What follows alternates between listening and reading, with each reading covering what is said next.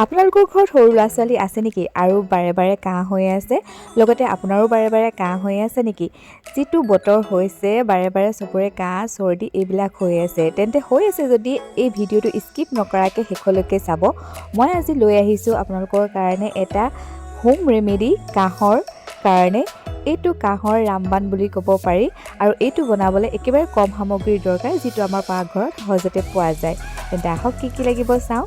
আমাক লাগিব 30টা বা 35টালৈকে গুটি জালুক। ইয়াতে মই এটা জায়ফল লৈছোঁ, এইটো ভাঙি লৈছোঁ। তাৰ পৰা দালচিনি 2 টুকুৰা, ইলাইচি 3টা, মৰণ আদা এডোখৰ আৰু যিকোনো দেশী ঘি ল'ব 25 গ্ৰাম, গুড় 25 গ্ৰাম আৰু মৌজোল 4 চামুচমান।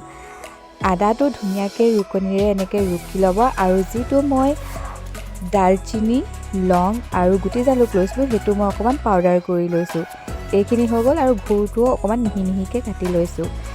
এতিয়া যিকোনো এটা কেৰাহী বা চচপেন ল'ব, তাতে প্ৰথমতে ঘিউখিনি দি ল'ব আৰু ঘিউখিনি গৰম হোৱাৰ লগে লগে মই ইয়াতে বাকী সামগ্ৰীখিনি দি দিম।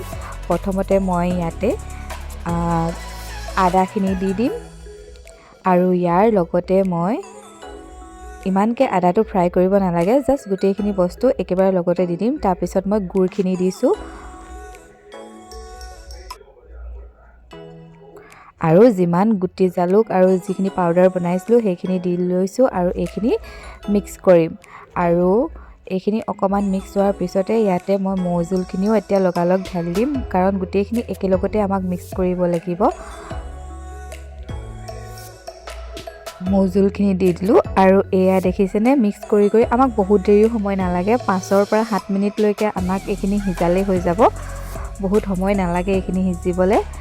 আৰু এয়া আমাৰ গোটেইখিনি মিশ্ৰণ হৈ গৈছে আৰু মই এইখিনিত অকণমান ঠাণ্ডা হ'বলৈ দিলোঁ। ঠাণ্ডা হোৱাৰ পিছত এনেকুৱা হৈছে।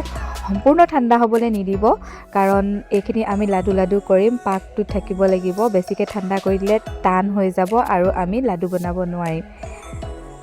যেনেকৈ ধৰক তিল লাডু আমি বনাওঁ তেনেকুৱা টাইপৰ হ'ব লাগিব। আৰু এয়া মই এইটো লৈ পিনে অকণমান সৰু সৰুকৈ লাডু টাইপৰ বনাই দিছোঁ, মানে কেণ্ডি টাইপৰ অকণমান বনাই দিছোঁ।